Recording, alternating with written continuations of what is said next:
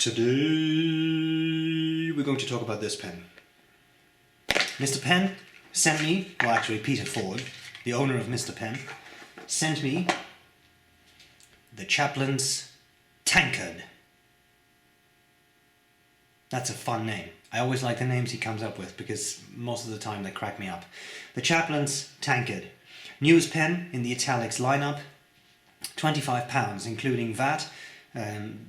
That makes it, I think, in the range of fairly affordable pens, as many of the Italix pens are. If you're outside the EU, it's only £20.83 because that's without VAT. And described as a button filler, I'll come back to that. Metal body and cap. Large lineup of nibs, as is often the case with Italix, which is very nice because you can pick nib options that a lot of larger companies have stopped to produce. So you can really customize this pen to your liking, which is great. And that's all there's to it. So here's what I'm going to do. I'll cover the parts of the pen, I'll do a writing sample, and I'll tell you what I like about it and what I don't like about it. Let's get started. Okay, let's look at the Italix Chaplains Tankard. Box, simple, and I like that. Nice box, holds the pen, nothing wasted, very simple. Comes with a little bit of explanation, which in this case is not a bad thing. Cartridge-Converter filled pen, quite nice, metal, feels solid. Let's compare this in size to a TWSBI 580. You can see it's maybe a tiny bit shorter, but girth is rather similar. In my mind, what makes these Italix pens so interesting is the fact that they are relatively affordable. As I said, outside the EU, this would be about £21, and it's a metal pen, and you have an enormous range of nibs, so you can get fine, medium, broad, cursive nibs, italic nibs, oblique nibs. I did an overview of all the Italix nibs on the Churchman's Prescriptor at some point, and this has a very similar lineup. So you have a lot of different options. Okay, let's cover the parts of these pens. This pen, sorry. Top of the cap, nice black finial, nice and shiny, kind of nice. Clip, simple clip, not too tight, works well. Center band, engraved Italix, nothing on the back. The barrel tapers down ever so slightly back there. And then here we have a little blind cap and then a turning knob. Okay? Now this is called a button filler.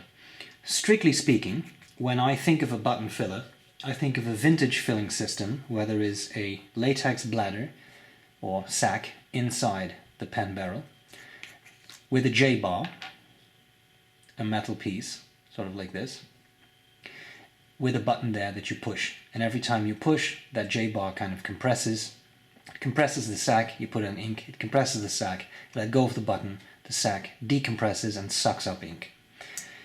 This pen is a little different. It's actually a captive converter. So there is a converter in here, which you can operate by turning this knob. I will refrain from doing so now because there's ink in it and I don't want to expel all the ink. So I'm not sure if button filler is 100% of, let's say, the best way to describe this filling system, but it is kind of neat because you have the feeling you're dealing with a piston filler. So there's no messing around, you just put this in the ink and you operate this. You don't have to unscrew the barrel, etc. In fact, it's a good idea not to unscrew the barrel, and I'll come back to that in a second. Okay, threads right here, not sharp, also pretty wide threads as you can see, so they are not really sharp. A simple section that is very slightly hourglass shaped, so wide here, narrows there, gets a bit wider there. And then we have the nice number 6 Italix nib, ground by Peter Ford into my favorite, the Italic Broad. Always very pleasant. Show you how it writes very soon. Plastic feed, etc. Now, I'm not going to open this up, but trust me, when you open this up, there's a converter on the inside, like you have seen many times before. Pen is a nice size, it's metal, but it's not overly heavy, which I really appreciate. It's comfortable to use for a longer period of time. It sort of posts. Not necessarily super securely. It also becomes quite long when you do that, but it's secure enough to do it. Given that this is also lacquered, I'm not sure if that might damage the lacquer, and to be honest, I think this pen is long enough to be used unposted. But I know that some people really like posting, so for those of you, you can kind of force the cap on there. Okay, let's do a bit of writing.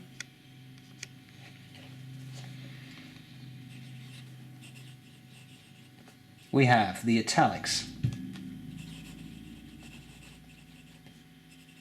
Chaplains, Tankard, the Tankard.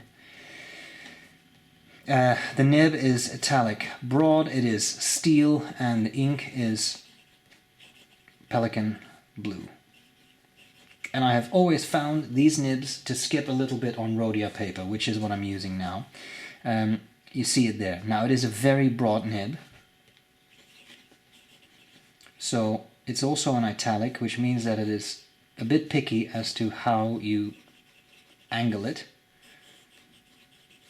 Okay, but this is not normal. This pen does not typically run dry.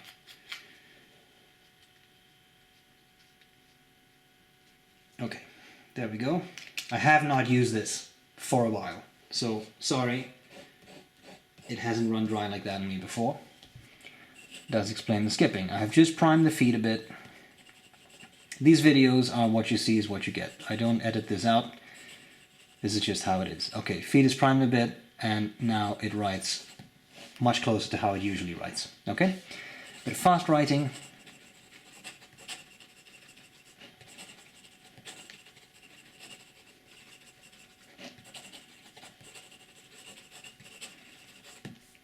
Pretty nice. Wetness. Good, and I've just primed the feed, but this is characteristic for how this pen normally writes. Line variation, well, it is an italic nib. It is steel, but because it's italic you already get line variation, right? Just because of the shape of the nib being kind of squarish. If you really want to, I would not necessarily recommend that. I was pushing that pretty hard, but you can squeeze out some extra line variation. Now I'm being rough on this nib. Again, I would not recommend doing this. There you have it. Reverse writing, yeah, that's not really something you do with an italic nib. And you can see it doesn't really work. But that's because of the shape of the nib. This is not a nib with round tipping. The tipping is basically taken off here. Nib is ground. So it doesn't really write upside down. Okay, now before we go on to what I like and what I don't like, there is one small issue I found with this pen, this being a captive converter, and that is what happens when you unscrew the section. That may be a personal, well, let's just call it insanity for me, but when I'm using a Cartridge-Converter pen, I'm sitting around like this. Often I find myself kind of playing with the section and unscrewing it. In this case, I'm just unscrewing the section. That's not a good idea. Alright, see that? Now I have the advantage of showing you this, right? What happens is somehow, as you unscrew this barrel, or unscrew the section, same thing, I think the,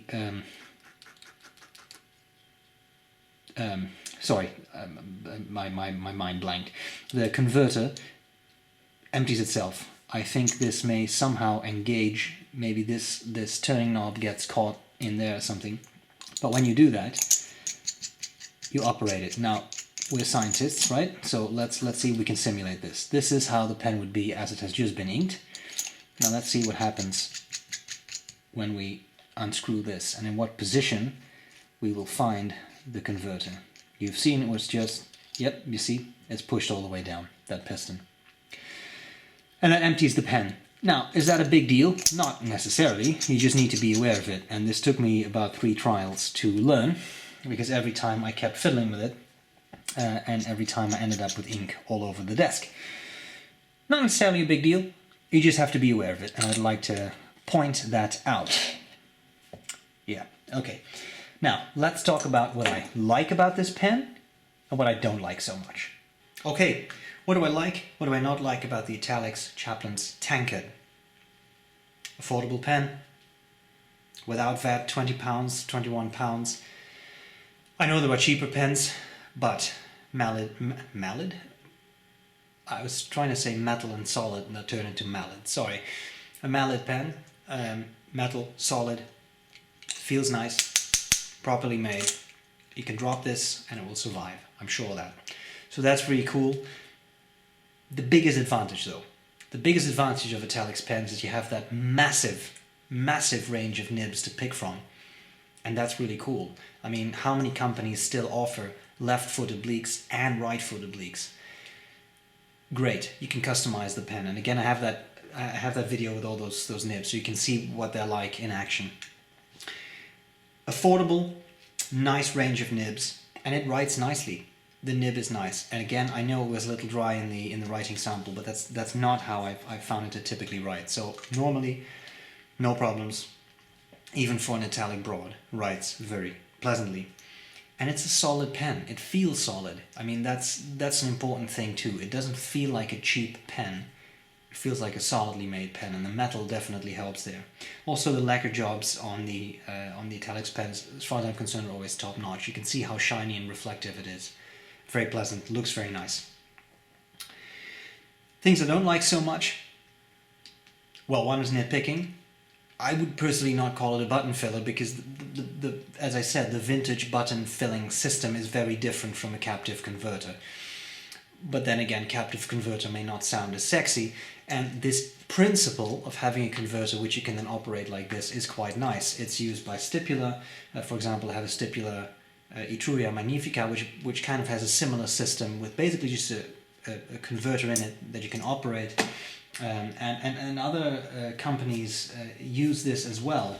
I mean, here, for example, you have a Leonardo Momento Zero, which is just a converter, but you can take off this blind cap and operate it there.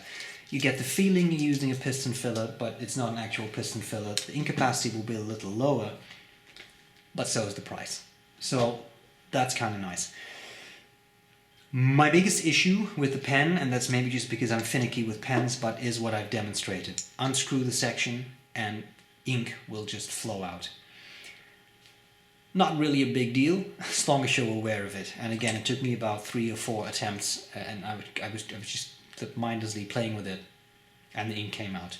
So be aware of it, that's all I can say. Be aware of this issue, be aware that this can happen. And if you are, then there shouldn't really be an issue. Having said that, in my mind, this is a solid pen. So, another nice pen in the lineup of all the Italix pens. Thanks, Peter, for sending me the pen. I really appreciate it. I hope this was useful, and I'll gladly see you later. Bye-bye.